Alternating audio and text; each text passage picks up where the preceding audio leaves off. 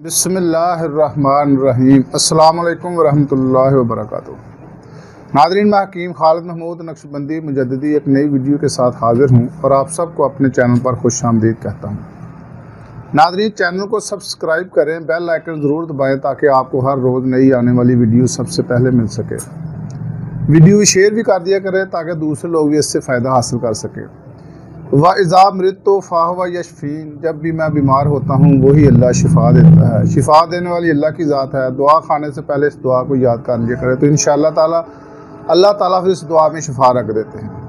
नाज़रीन, आज का मेरा मौजू है जो तिब्ब यूनानी का एक बेहतरीन नुस्खा है और बहुत ज़्यादा लोग इस पर ज़ोर देते हैं कि हमें कोई ऐसा नुस्खा बताया जाए जिससे हम फ़ायदा हासिल कर सकें। तो यूँ समझ लें कि ये नुस्खों का बादशाह नुस्खा है, तिब्ब यूनानी का कामयाब नुस्खा है और नुस्खों का बादशाह नुस्खा है।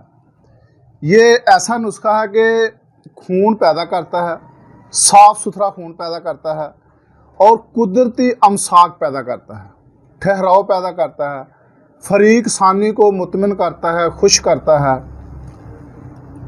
तो जो पार्टनर होता है उसको बहुत ज़्यादा राज़ी करने वाला नुस्खा है। जो लोग बचपन की गलत कार्यों की वजह से बहुत ज़्यादा परेशान है उनके लिए पैगाम शिफा है। और जो बूढ़े हैं जो कहते हैं कि हमने बहुत ज़्यादा दुआएं इस्तेमाल की हैं लेकिन हमें कोई फ़ायदा नहीं हो रहा, तो उनके लिए एक बायसे जवानी इतनी कुव्वत पैदा करता है कि आप हैरान हो जाएंगे। तो ये नुस्खा महंगा ज़रूर है लेकिन जब आप इसके अज्जा देखेंगे तो फिर खूब अफ करेंगे। तो बनाने वाले जो लोग हैं वो पैसे वाले बनाएंगे, आम लोग तो इसको बना नहीं सकते क्योंकि ये नुस्खा बहुत ज़्यादा महंगा है। क्योंकि ये इतने सस्ता नुस्खा नहीं है लेकिन है नुस्खा बहुत कामयाब, आज़मूदा है, मुजर्रब है। एक दफ़ा जिनके पास पैसे हैं वो बनाएं और इंशाअल्लाह ताला फिर इसका रिज़ल्ट देखें तो कैसे इसका रिज़ल्ट आपको मिलता है तो आप फिर याद करेंगे कि हमें कोई तोहफ़ा मिला है। चीज़ें भी इसमें महंगी हैं और है भी ज़्यादा है। तो जो सबसे पहली चीज़ है वो है शिंगरफ से निकाला हुआ पारा। जो शिंगरफ से निकालते हैं लोग या ख़ुद भी आप निकाल सकते हैं, तो अगर निकाल सकते हैं तो निकाल लें, वरना पंसारी से ले लें उसको, क्योंकि जो शिंगरफ से निकला हुआ पारा है वो दे दें। वो 1 तोला आपने लेना है। गंधक आंवला सार ये 2 तोला। ये नुस्खा मैं ना डिस्क्रिप्शन में भी लिख दूंगा, ये उधर से भी देख लें, अगर कोई आपको कहीं मिस्टेक मिले तो आप देख सकते हैं। और तीसरी चीज़ जो है वो है ज़ाफ़रान, ये भी आपने 1.5 तोला लेनी है। कुचला मदब्बर, ये दूध में मदब्बर जो किया जाता है वो कुचला आप ले लें 1 तोला। अंबर जो लेना है वो दर्जा अव्वल लेना है, ये 1 तोला लेना है। और जायफल ये 1 तोला। कुश्ता शिंगरफ आला दर्जा का, एक मैंने वीडियो बनाई है जो कि आग के दूध में बनाई जाता है, शिंगरफ को कुश्ता किया जाता है, उस तरकीब से आप बना लें। ये भी 1 तोला लेना है। दारचीनी 1 तोला, लौंग 1.5 तोला, जोहर सम्मलफार 8 माशा लेना, जिसको संख्या कहा जाता है। ये भी मैंने काफ़ी सारी वीडियो में बनाया कि इसका जौहर कैसे उड़ाना है। अगर मैं यहाँ बताऊँगा तो बहुत ज़्यादा वीडियो लंबी हो जाएगी, इसलिए मैं शॉर्टकट आपको बता रहा हूँ कि जौहर सम्मलफार यानी कि जौहर संख्या ये 8 माशा ले लें। तुखम प्याज ये भी 8 माशा ले लें।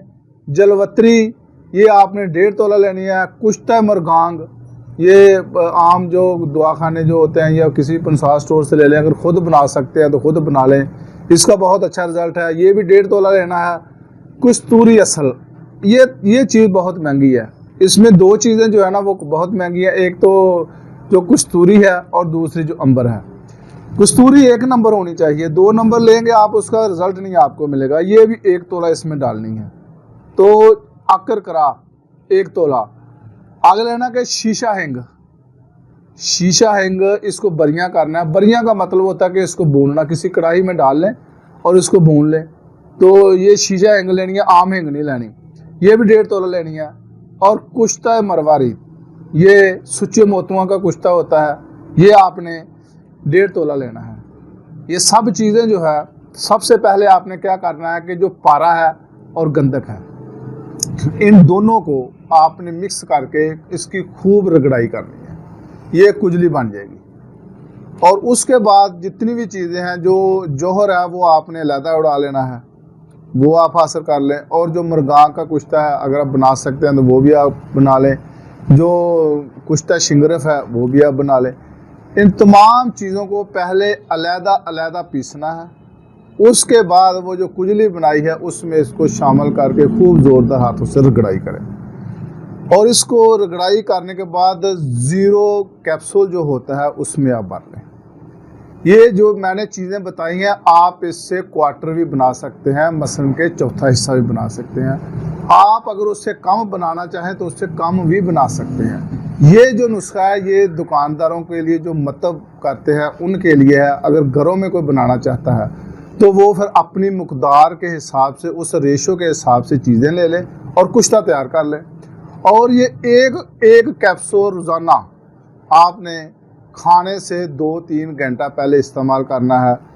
ये रोज़ाना, जिनको जो बूढ़े हैं, बहुत ज़्यादा कमज़ोर हैं, बिल्कुल वो ज़ोफ़े बा के मरीज़ हो चुके हैं, उनको बिल्कुल इंतशार नहीं होता, वो 1 महीना इस्तेमाल करें तो इंशाअल्लाह ताला 30 साल की उम्र तक वापस आ जाएंगे। जिन लोगों ने नुस्ख़ानी की है, अपनी बचपन की गलत कारियों की वजह से बहुत ज़्यादा मायूस हो चुके हैं, वो भी अपनी ज़कात हिस्स का, मैदे का इलाज करा के, जब उनको ये पता चल जाए कि मुझे ज़कात हिस्स नहीं है, अगर ज़कात हिस्स वाले ये मरीज़ खाएंगे तो उनके ये फ़ायदा नहीं देगा। पहले ज़कात हिस्स का इलाज करें, फिर ये दवाई इस्तेमाल करें, तो उन लोगों को भी इसका फ़ायदा होगा।